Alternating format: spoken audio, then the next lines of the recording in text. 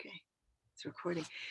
Hi, Liz LeManche. Welcome to the second in the series of Envisioning the World artist interviews.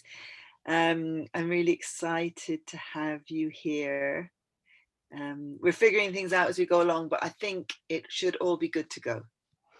And hi, fabulous Joe Hickett. It's wonderful to get a chance to have a conversation with you. Thank you. Yeah, I love spending time with artists, and we live in different countries, so this is really delightful to have a one-to-one. Mm, So I've got, well, it's grown to 8 questions from 7. okay. And as if you saw the first interview, I'm kind of on a mission to recenter artists in the, like, how they're perceived in the world, and part of that for me is real curiosity about how artists perceive themselves and perceive what it is they're doing. I have a sense that artists are like shamans and that we are doing something really valuable for the whole of society. And I'm really curious if other artists share that or not. So I have put 7 questions together, 8 now. And Mhm. so if I can start, Liz, first with a bit of your background, which I am framing as your magical art journey. So I know you've been an artist for a long, long, long, long time, maybe forever. If you could tell us a bit about how you got into art and then the whole kind of pathway to where you are now, that would be great. Mm. Probably like you and many other people, I've always been a visual person and always loved creating.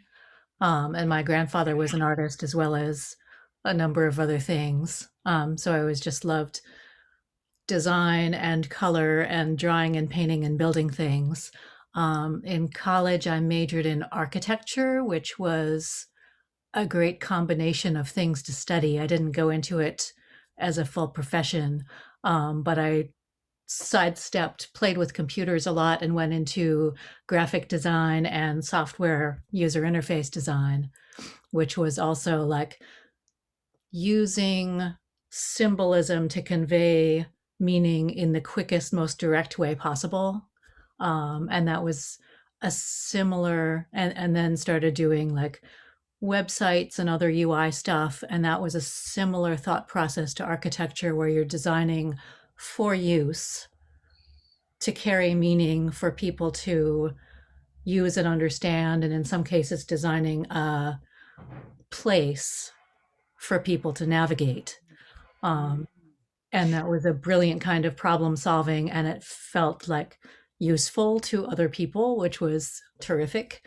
And after a bunch of years in software, I finally like went back to my roots of loving painting and color and the built environment and concentrated more on doing street art and public art in addition to like always sort of drawing and painting and building little things. That's so interesting. Did you know, I found out this week that architecture is considered one of the fine arts, which I'd never known. I'd always assumed it was a kind of an applied art, but it's actually not, which is At very, Yale, where I went, it was a fine art that had a bunch of engineering and other philosophy classes. And in some schools, it's more engineering focused and like so professional interesting. focused. And But so, what would you say, what was the factor that made you move from working mostly on the computer to working like real life with paint, so to speak? just responding that way to the built environment. A lot of the time, I would walk through a place and say, it needs this. Or wouldn't it be cool and funny to put this in this place for people to encounter? Because hacking the urban environment to make it more um, humane and more fun for people to live in and more useful for people to live in just seems like a good thing for the world and also just adding beauty to the real world. So I think both digitally and in terms of like the very, very physical, how people are experiencing their space. Thank you. And do you still design digitally before you paint, or do you paint? Do you work it out or just go for it in advance? I mean, It's do you work it often out? an amalgam, like, I'll see a place that I wanna work in and take a picture of it and then either print it out and scribble on it or do digital design in Photoshop on that picture. So it's a combined process. And what are some of the things you take into account? Like, say you found a wall, or maybe not just a wall, maybe a whole like a 3D environment, and you think, right, this is a spot. Talk me through the process. A, what you take into account when you're designing. You know, is it light? Is it planes? Is it who's using the space? Is it just your intuitive feeling? And B, Mhm. what's the process of going from the idea to the finished thing? All of those things. Um, what is the space like for people to three-dimensionally navigate through an experience? Who's the audience who's gonna be there seeing it and using it? And then what does this place have to convey, or what would be fun to encounter there? Like one of the early big designs I did in Boston, there's a historical, like industrial pier in East Boston that goes out into the harbor. And that's been like a shipbuilding area for 400 years. So it's really historical, and you walk from this kind of industrial space out this industrial pier, which is cement lined, past sailboats and other boats into like this harbor um, surround where you've got ships coming and going past you. You've got the city arrayed across the water from you. So it's just this beautiful spot, and you're naturally led to walk out there. And this was during the period in like 2014 when we were really starting to get into the race discussion in Boston. And that was starting to become heated and a thing that we were talking about. So I was prompted, being in that place, to do a tattoo design, like stained in indelible cement, um, cement stain, all the way down the pier of historic symbols for either safe travel over water or friendship and reconciliation of all the different cultures that we came into contact with when we were building Boston as a trade city, um, and knitting them all together in this indelible line down to the end. And at the end, there's this compass rose of like, you are here, and you're looking at the where all the shipping came and went. So it And was so, do, definitely a and I'm interested about the process of, sorry, because it's public art, and obviously the space is owned either by the public or a corporation or individuals. Do right. you sort of hunt a space and then try and get permission, or do you follow up like ads for commissions, or is it a combination of All of those? the above. Sometimes I'm just visiting a space and something occurs, and then I try to find a way to make it happen. Usually with permission, sometimes not. I love that. And other times I'll hear of calls, or people will approach me saying, "We'd like to do something with this space. What do you think?" So Mm, it's mm, mm. it's any combination of ways Whatever that makes things it happen. work. Yeah. And so, like, so obviously, like that, the piece you just described, that's got a very deep meaning culturally, but also I would say, I guess, spiritually. Mm, And I heard you say before that often you're looking for like for what would be fun in that in a space. So mm. like for you, what would be the purpose of art, of your art, of art? Like what for you, what is the purpose of art? Sometimes, like that one, it's to actually have an effect on the world and say a thing that needs to be said. Um, Many other times, it's just to give people a feeling, and possibly even just to brighten their day, because a lot of the time, living in an urban environment, it can be kind of gray and kind of unforgiving. And what we need to do in society, especially now, is like sometimes give people a boost and help them be a little bit more resilient, sometimes bring them together and let them have an experience together with folks that they haven't actually met yet.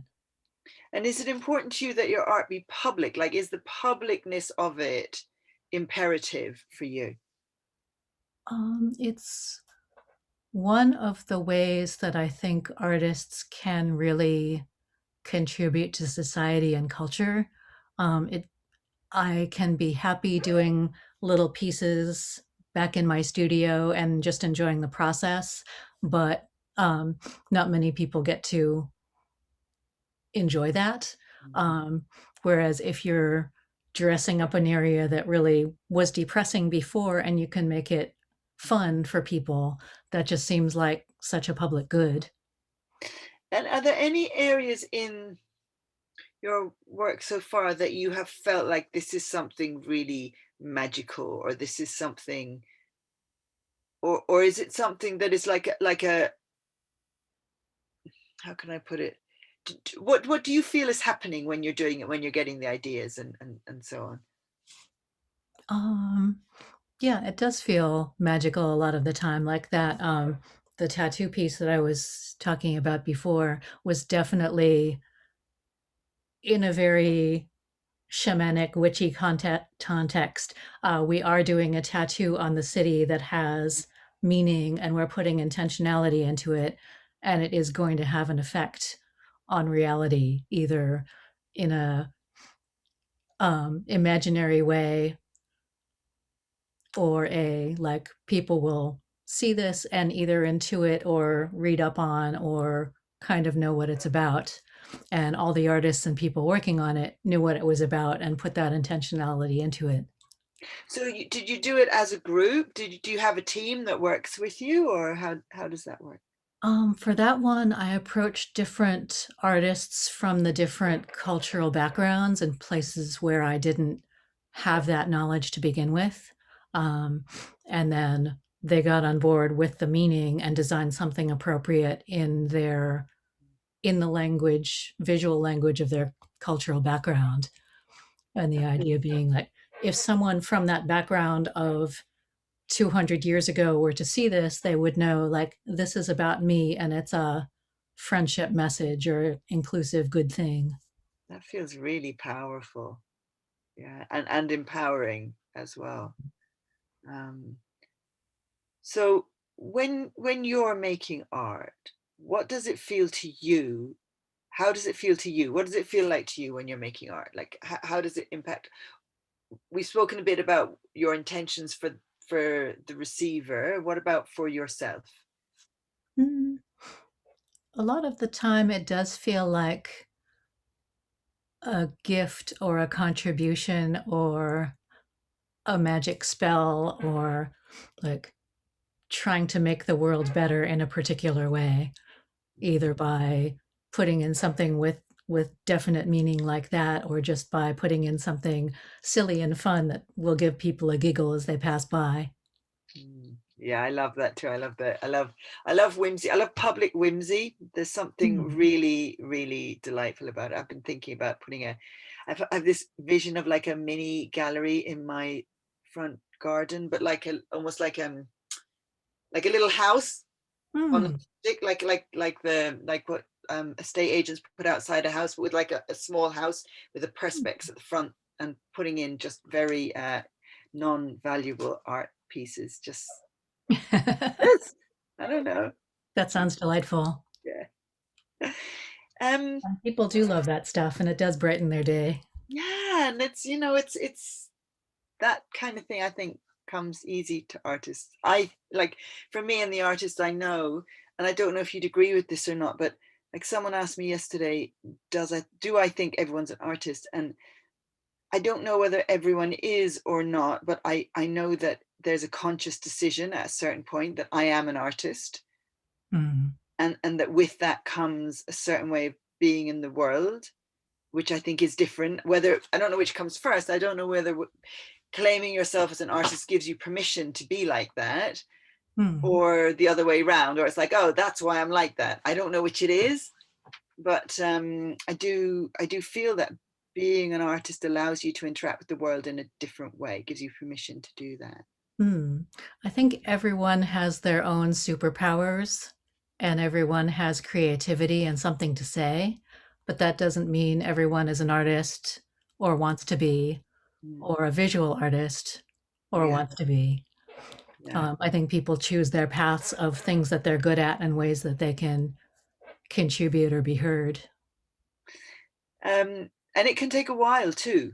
Like a lot of people don't become their artist until later in life. Some people, like I have a friend and he's like, from when I was a small child, when I was 3, I knew I was an artist. And his Mm. family are not artistic in any way, but it's just whereas it took me a long time to actually claim it myself as a fine artist. I had to go a Mm. very long way around before I got to that point of actually, this is who I am, not just what I am.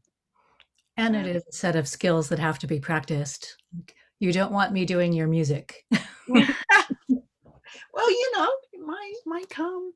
I mean, I only started the spoken word and the poetry a couple of years ago, and I've been a visual artist for like since I was a very small child. So, I really appreciate how you can be great at both the spoken word and the visual arts and yeah, me too. objects. But I Yeah. didn't know that. So until I started doing it a lot. So, so okay. So, what would you say? So we spoke a bit about. Okay, all right. We didn't really cover this one. What does being an artist mean to you? I think artists are carriers of the culture and like define a lot of what the culture can be and can really like contribute a lot of value by defining like what's cool and what we think we are and where we think we're going. So it feels like a responsibility to say useful things. Mm, yeah, yeah. Thank you. And what would you say is the hardest thing about being an In the here and now, um, sometimes it's living in a ultra capitalist society and having people have ideas of like you should be making lots of saleable things all the time that people want to buy. It must be a product because I don't necessarily fit into that well or haven't cracked the code of how to create like that. Um, and it's also being like steady or regimented about it because sometimes ideas happen when they happen. And I don't always get the same kind of ideas at the same time of day every day. artist? You can have a practice that happens at the same time of day every day, but your brain isn't always going to be in the same spot. So this kind of ties in with what I think about artists being like kind of like shamans. That Mm. and I'm sure that it's not the only way of being that doesn't fit into the capitalist paradigm.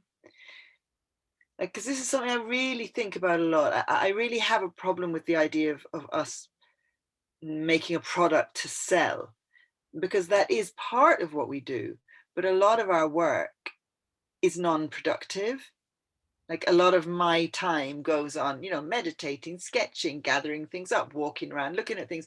Like these are really vital parts of being an artist. You can't produce art without having this kind of dream time or downtime. and Mm. and that but that then is never paid for if it's a product based um economy. Mm. Like if art is part of the economy, and I guess this is why I'm really interested in exploring this idea of artists providing a function for the whole of society rather than just making pieces that individual people will buy.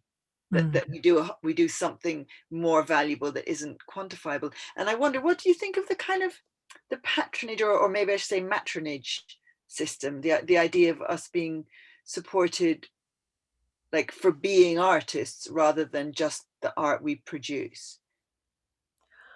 I think some societies do more of that, and it shows in their level of culture and quality of life.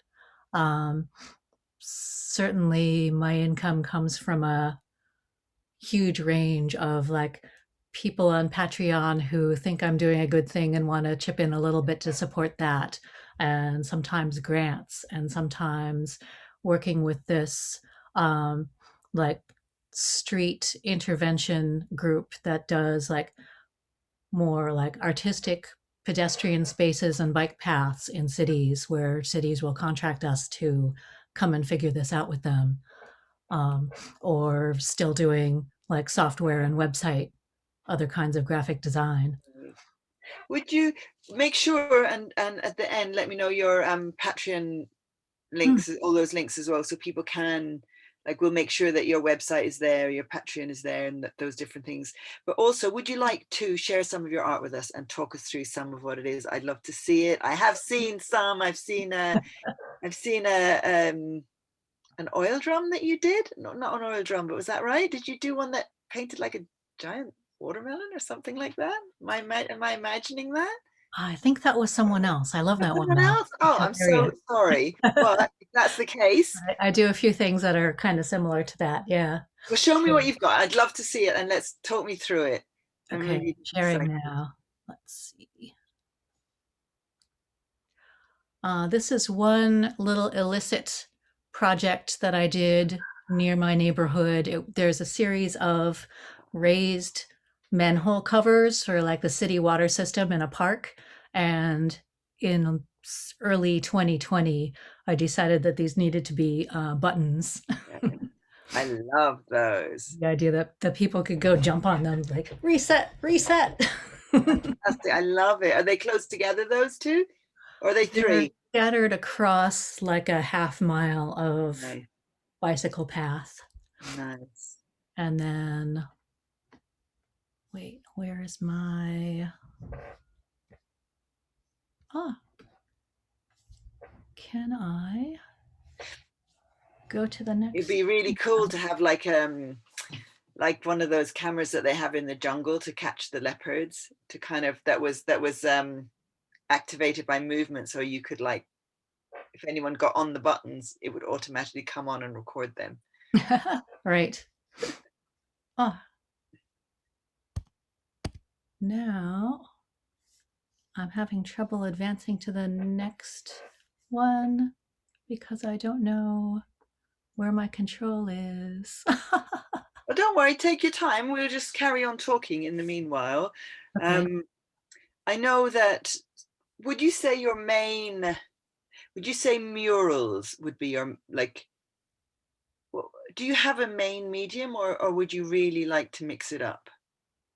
At this point, it's mainly muraling and ground art, or like installed um, colorful stuff in urban Mm. places. I've also done colorful paintings with color changing LED lights Oh, shining on them that do this trippy, flippy, floppy animated effect, that which sounds is just so amazing. fun. Like, I think bright colors make your brain happy. Mm. Um, and when you can have your entire visual field filled with color Mm. doing fun things, it's just a sensory experience.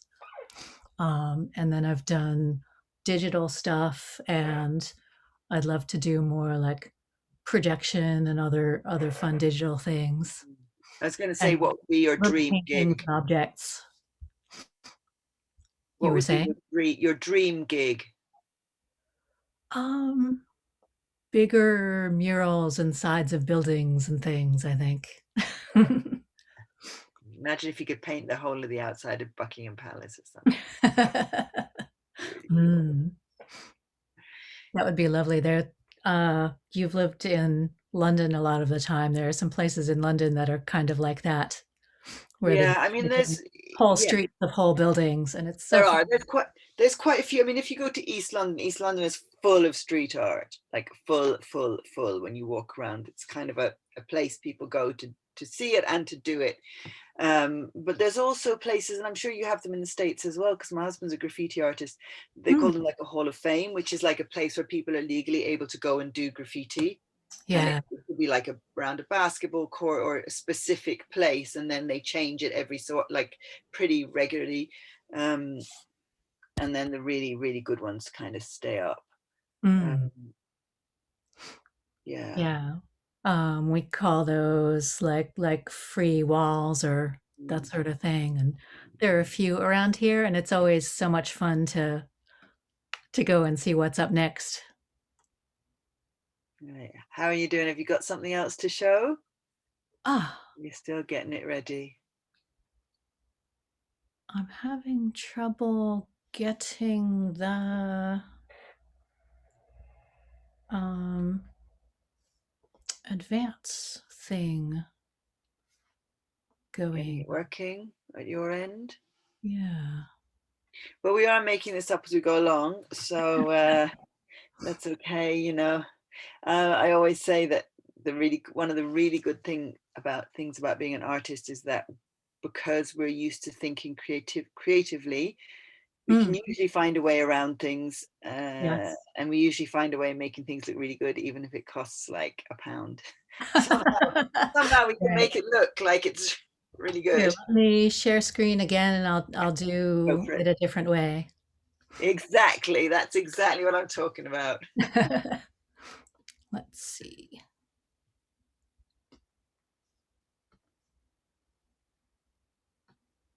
There we are. Yes, It's like a window into your brain. it is. These are some other illicit things around Ooh. town. Um, this worried lemur climbing up one of the posts that supports the highway, a Mm. surprise candy cane, and we had a building in the neighborhood where Barack Obama lived as a impecunious grad student. So there was no um, uh, plaque for this or anything. And the landowner said that he wouldn't mind having one. So I just snuck over one day and did one. Great. I love this. I love that. Oh, so cool. Huh? And then the bottom two things here are standpipes for the water system that Right. were just bare metal. You thought they could do with a little extra personality, but of cheering Making them up. into fun things, yeah. Yeah, that's really cool. And this is a wall in Wow. part of Boston, Chelsea, Mass. Wow. And this was actually part of an official project.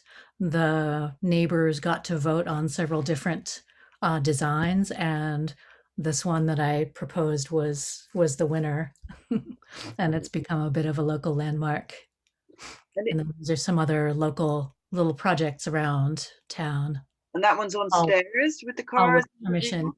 Yeah, the left side is on stairs. It was grant funded by the local arts council, and it's actually a memorial to um, a local mechanic who ran a shop Wow. in the block just behind you as you're looking at the stairs. And he worked on foreign and old cars and was known for being like really helpful and giving students cheaper prices and being able to fix your car on the cheap. And Gorgeous. people who went there would like drive each other to work when their cars were being fixed. And it was just So sort of, he's now, it's like his spirit is now literally um joined with the city. yeah. Not And I literally, wanted it to but be like metaphorically.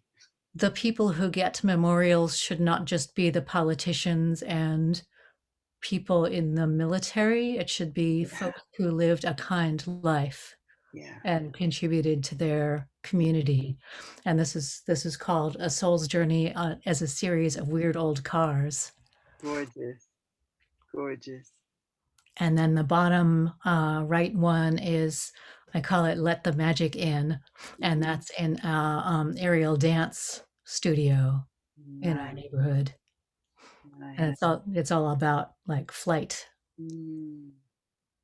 I went through a phase of doing mural art when I first moved to London, but nothing as I don't know, consistent or large scale as Mm. these. I Actually, when I think about it now, it's probably a bit reckless, but I just decided I wanted to do some free murals, and I just put a sign up in the in Forbidden Planet, which was the main Ah, shop, saying I'll come and do like I'll scale up your favorite comic because I'm a huge oh, comic fan, how and fun. I did a few for random strangers, which back in the 80s. Now I think about it, it was probably not the smartest idea, but it was fun. I met people, and yeah, it was really fun. That does sound like a fun and adventurous Yeah, idea. kind of thing you do when you're like 20, Mm. maybe even younger. So okay, so Liz, I love the art that you've been doing. Was the one with the chicken, was that the most recent piece of those, would you say? That was of the ones I showed, yeah. Yeah. And since then, have you been Since working, what are then, you working I've on at the moment? been doing a bunch of work with that Pedestrian Ways consulting group. We have more of that coming up. I did a installed piece in the city of Salem, Massachusetts, which was on a similar idea to the pier. It was bringing a bunch of local artists of different cultural backgrounds together and adding symbols of welcome that Mm, got like jumbled together into these mandalas and other combined shapes and then put like in a continuing path through this pedestrian mall that's filled with like small businesses and art shops. that sounds amazing. So the idea was to like lift up the voices of local artists of different backgrounds and women and BIPOC artists and make that place a more welcoming, like say all are welcome with beautiful colors and Fantastic. make Oh, it a fun I path. don't suppose you have pictures of that yet. Maybe not yet. I do, and I can send people to my website for. Yeah, let's do that. Let's do that. And then, and if you want, once it's on YouTube as well, if you want, you can put some images below as well in the comments, Yeah, I'd or love we'll to. send people. Yeah, I mean, we'll definitely put your web details on there. And Um, what I loved about that project was they were right up front about we want full color and fun and vibrant. Like, yes. yeah, yeah, your use of color is beautiful. I love it. I do think it makes people happy. It gets a lot of like happy responses from people walking by when we're putting And them I in. can imagine that, like somewhere like Boston, it gets pretty dark and gray a lot of the year, right? It can be quite gray in the winter, yeah. Yeah. And we don't necessarily have the paint your buildings fun colors culture that some other places do. Mm, I It mean, has funny enough, in traditionally Ireland been. they do that. They paint the houses Hmm. really quite unexpected. Let's say unexpected color combinations. It's very interesting. There are really some really fun spots Yeah, that do that. Yeah. yeah. The town I come from, there's a hill, and the houses are called the Deck of Cards. Like it's a really steep hill, and the houses, I don't know how, I can't really show you. The houses are kind of like this, Mm. and they're really bright colors, like all of them. It's quite a well-known hill because it's so, like, the road has to have grooves in it because it gets wet and it's really steep, and it's kind of, Mm. yeah, I don't know how the Wow. houses stay up. Anyway, so I was visiting a friend in Wales, and there's a seaside town near her that, like, well, the Welsh coast, it's can be a little bit harsh at times. It also very green sometimes. And they said like, "Fuck yeah, we're a seaside town. Everything's Caribbean colors." I love it. Yep. And it's really fun and uplifting. I love it.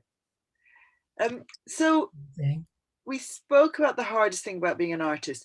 What would improve your life as an artist? Hmm. Let's see.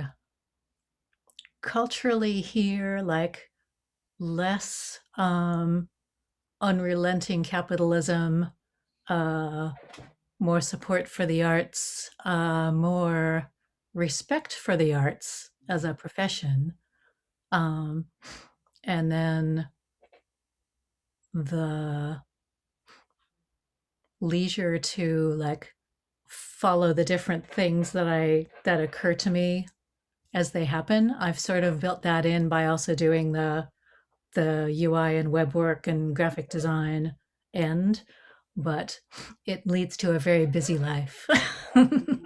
I can imagine Like that. consulting, you can't really, it's hard to say no to things, and sometimes they all happen all at once. And if I could wave a magic wand and go, okay, Liz, you know, you're an artist. I am your art fairy godmother. Mm, You can do, for the next year or even the next month, 2 months, 3 months, you mm, can do whatever you want in art, anywhere, whatever. mm, Like whether it's lie back and dream for 3 months, whether it's go on holiday, whether it's like take over a whole building. Like, what if I could make your art dreams come true for a period of time? what mm. what what feels like it would be really exciting that maybe you can't imagine being able to do in real life? Or The first thing I want to do, which has been on the agenda for a while, is travel to some of the other amazing parts of the world where they're doing street art in a very vibrant, big, fun way, and just soak in more of that, what people are doing here and there, and what's being said, and just become more of a citizen of the world in that respect, and then be able to take over a building or a block or some space and just make it amazing. yeah, yeah, I can see that. I can see you doing that. Like a Mm, whole, not just the outside of a building, but like the whole inside of the building, like the whole thing. mm. That would be amazing. Yeah, the immersive environments that I got to play with in Burning Man and other places are just so much fun. Mm, yeah, yeah, that's something that really interests me actually. Eventually, kind of my goal is to do more installations and stuff. I Mm, really immersive is the thing really.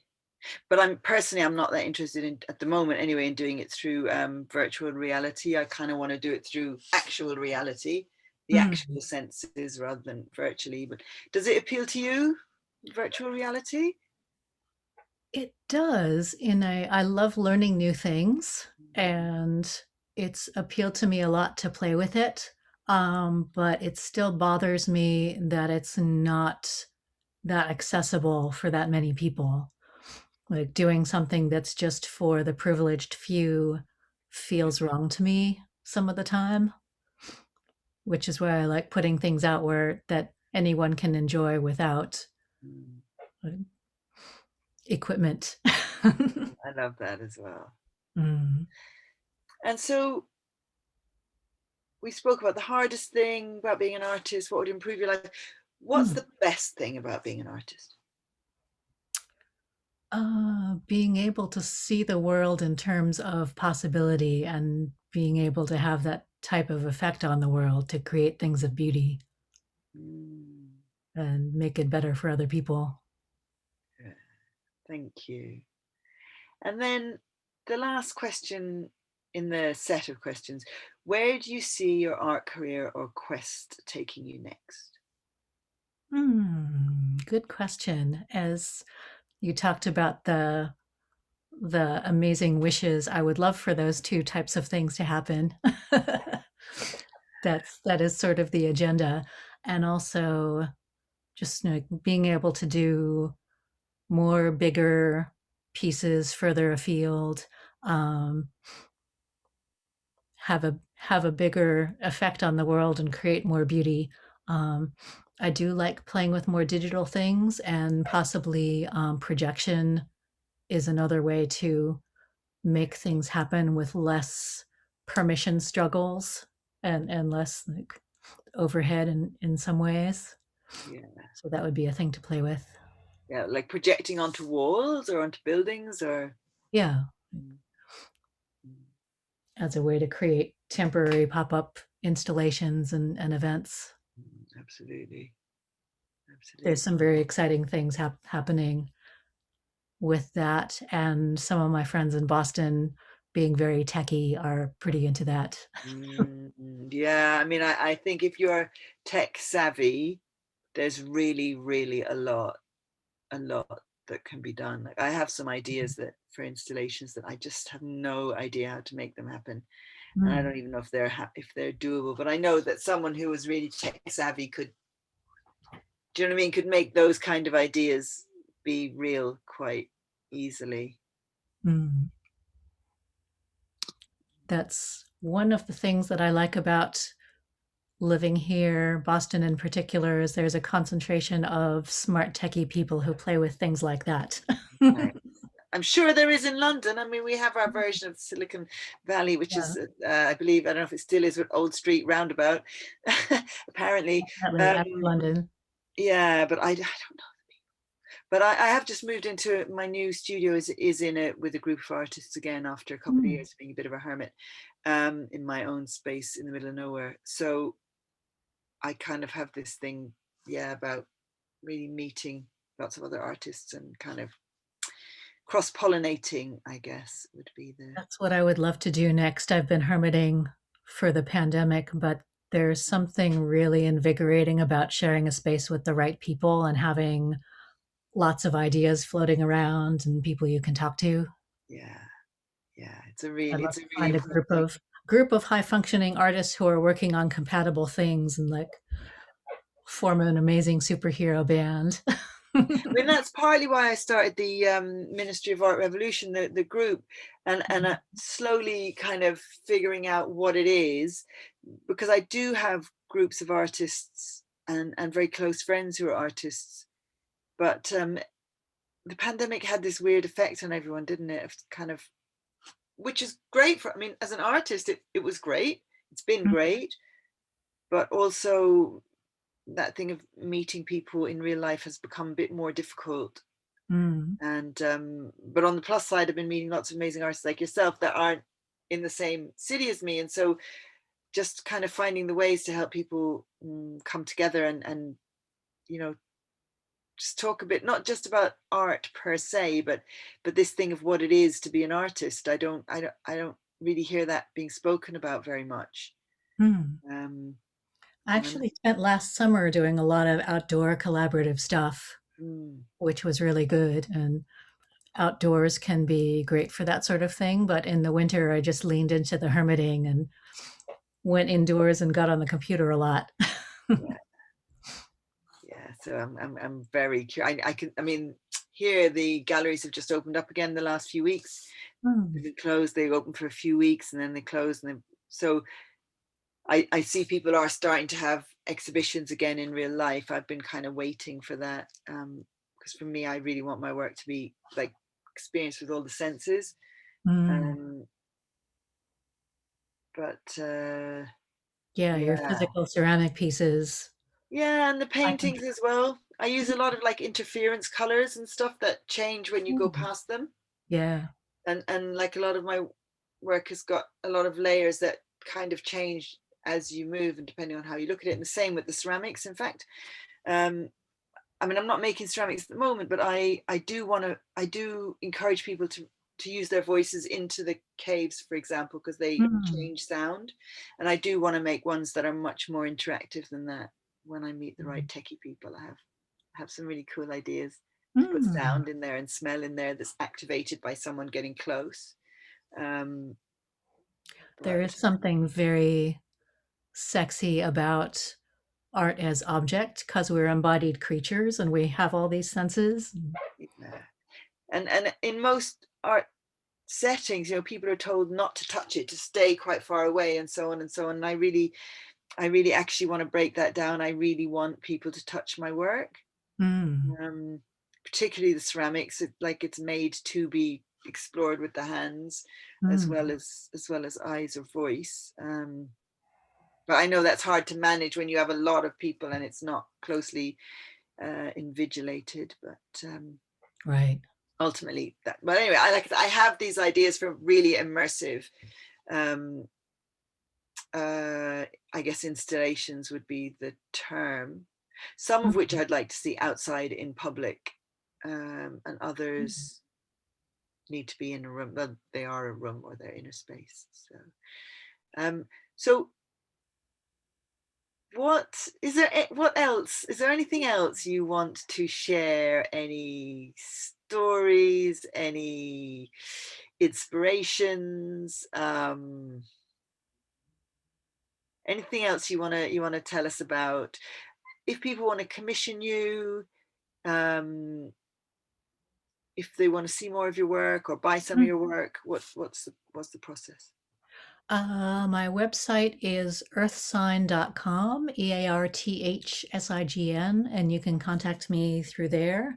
And you can see more examples of what I do. Um, yeah, a lot of the magic has just been being able to touch and positively affect people and brighten their day.